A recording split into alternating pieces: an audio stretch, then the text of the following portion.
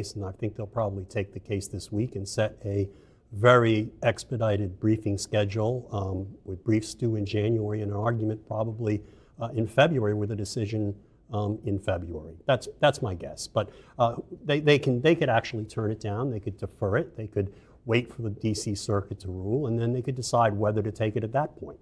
The judge made extensive findings. A judge that actually kind of ruled for him on a bogus ground found that he engaged in insurrection, found this by not just a preponderance of the evidence, which is your lower basic civil court standard, but by clear and convincing evidence, which means that it's way more than, more likely than not. It's very, very, very strong evidence, and you don't see the dissents challenging those findings at all. And in fact, there's no basis to challenge the findings. Will basically stick a knife right through the heart of the majority opinion if it's got a real problem.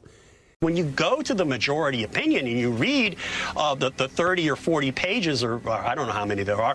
And I didn't see anything there. These were pretty, they write well. They're obviously smart jurists, but they had nothing. And I was expecting, I hadn't delved into it as much as as maybe others had.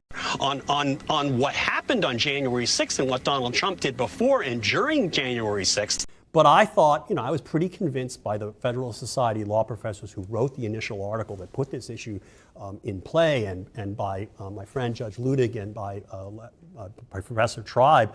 They thought it was very strong. And I said, yeah, it does sound strong legally, but I thought, it's too good to be true. I don't know if the court's really going to go that far. There's going to be something that comes up. And right now, there's nothing. And the Supreme Court, if they're going to reverse, they got to come up with something better.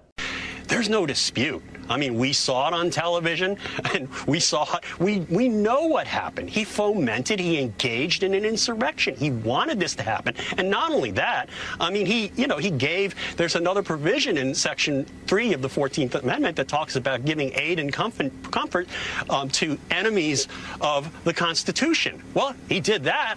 He was an enemy of the Constitution. So it's really, if this decision gets overturned, it's not going to be on the basis of the factual finding.